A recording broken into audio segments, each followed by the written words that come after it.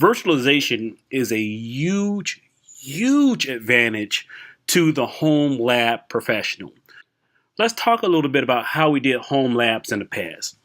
In the past, we do a physical lab. My first lab was 3 or 4 x86 computers. I had all the cabling, I had switches, I had routers, I had a ton of equipment. My electricity bill was about $100 more US. It was great because I was able to learn enough to get my MCSE, but at the same time, you know what? I have to be honest with you, it took a lot of space up in our bedroom, and my family just was not happy.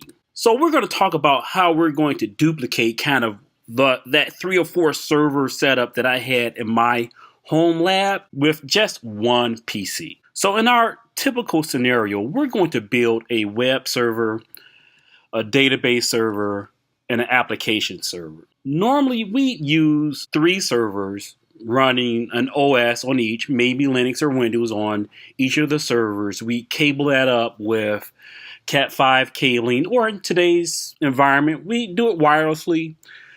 We'd have a KVM, a bunch of clutter. We're not going to do that. We're going to use, whether it's VMware, KVM, or even Windows Hyper-V that comes free with Windows 10 and Windows 8.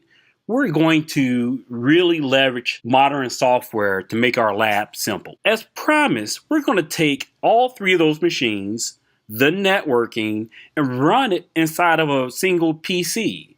In order to do that, we're going to use what's called a hypervisor.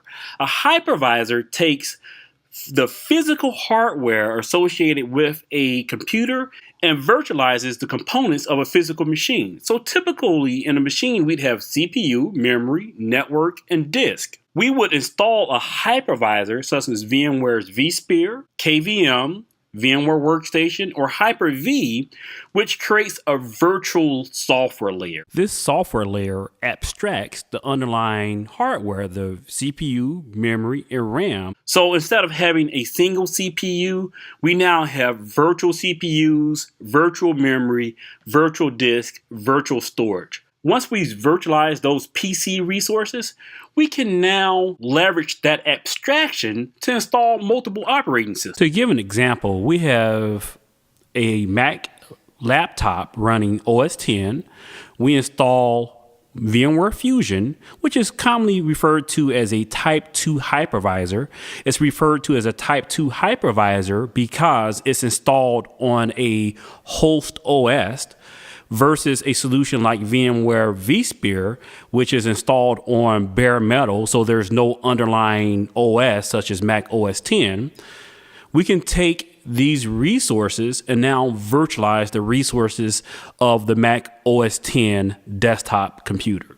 Once we virtualize the resources of our Mac OS X machine using the Type 2 hypervisor VMware Fusion, we can create separate kernel workspaces or separate virtual machines. We can take one of these virtual machines and install a completely separate OS, let's say Windows 8. Within Windows 8, we can then install applications. These applications are now isolated from our host operating system, which is OS X. So we have separate user spaces for installing software and networking and different memory spaces. And then we can create a separate user kernel to install, let's say, Linux or another version of OS X. And then upon that, have applications installed. It's critical that we get the concept of virtualization down pat.